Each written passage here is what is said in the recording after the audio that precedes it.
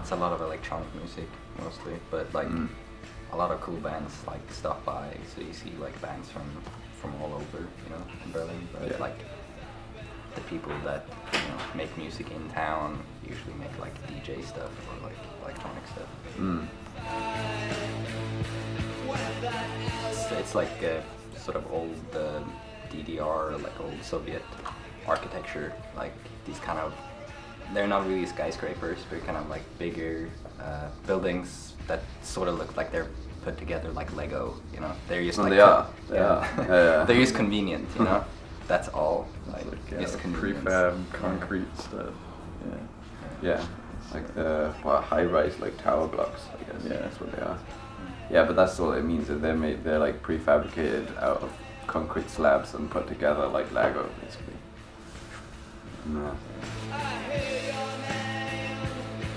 Like in the beginning it was more like that. I think like Lewis and me, when we first met, we kind of wanted to portray that kind of like cattle lifestyle where you go to a cubicle and you work in an office, or you go home to these prefab houses, and you know, and we wanted to portray that in some way. Yeah, and like also like the world, that kind of world view of being very like physical, empirical, and everything's down to chance, like, and atheism and all that, and just the kind of the narrow view of Western modern lifestyle, something like that. So something along those lines. That's where we started out, and we made like very simple songs in the beginning, just like with a few notes that just kept on going, pretty much. Like we still have one song left from that era, which is like Ray Charles, which is just like one note, pretty much.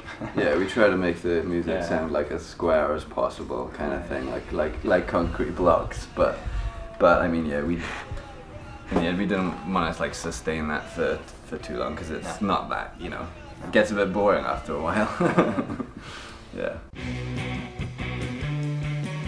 Yeah, I moved to Berlin and worked this horrible job. Met somebody there, and they had a barbecue, and he was at that barbecue, and we started talking, and then we ended up trying to play music, and that was pretty good. And then we had another drummer, and he left us, and we tried out like with 100 different people on drums and bass and whatever, and then we found this guy, and he was magical. I don't know, maybe he was very nervous, but he played like sort of the same thing the whole way through, like one song, it really impressed us. Just straight hi-hat. It was like the squarest drumming I could have possibly imagined. It was like, man, this could work. Because like the concept, without even trying. Exactly, most people, when you try out with them, they want to impress you, so they play complicated stuff, and they sort of thrash everything. they're so focused on what they play themselves, but he was I just wanted to chill and listen to what they were playing. I keep it simple so I don't have to think about it, and then I get to enjoy the music. That's good.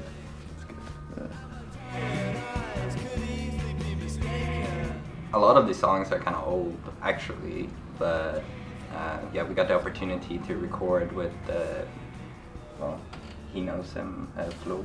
Yeah, Flo was like a friend of my brother's and stuff, and he lectures at the sound and music production school in Berlin. The school has a big studio there, and he just opted to come in his spare time and record us, and he really got into it, like the whole the creative like sound production part of it.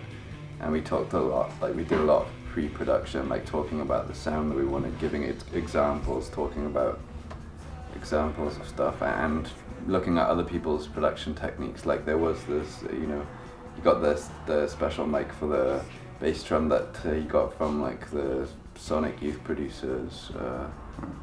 So by researching that, what was it? It was the 666. Yeah, the EV666, old like 50s, 60s broadcast mic.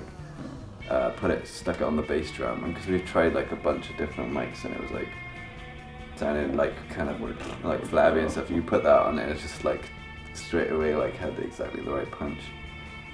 They all like they were real pro about it, and you know, they were doing it for free and just like really investing in us, which is really nice, and I think it captured the sound that we wanted. Yeah.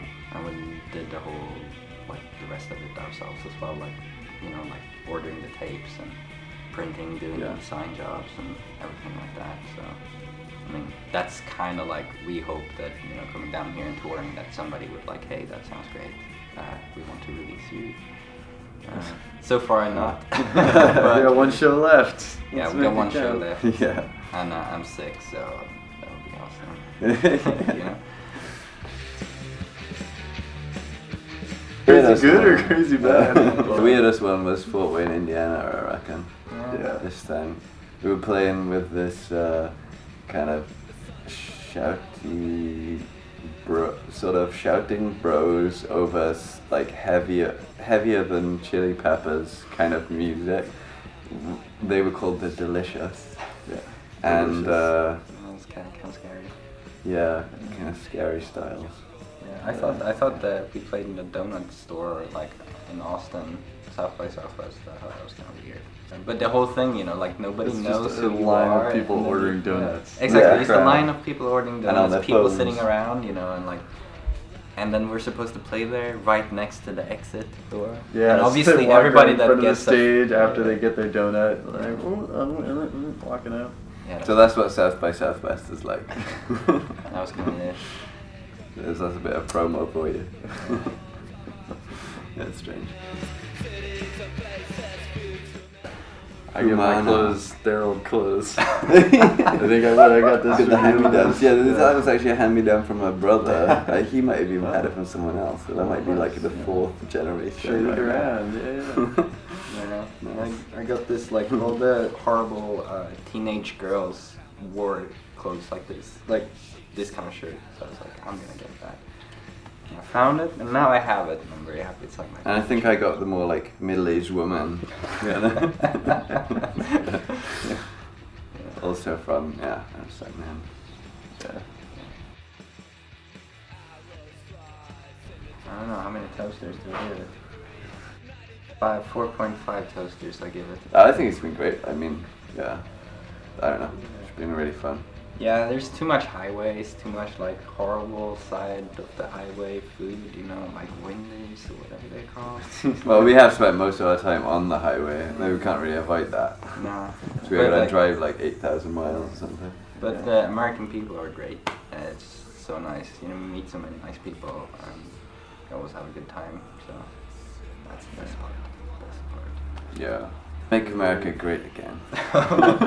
We all It's support already Bernie. great. We all support Bernie, and that's like we all That makes me happy because like we have only met Bernie supporters. You know, the whole world counts on you.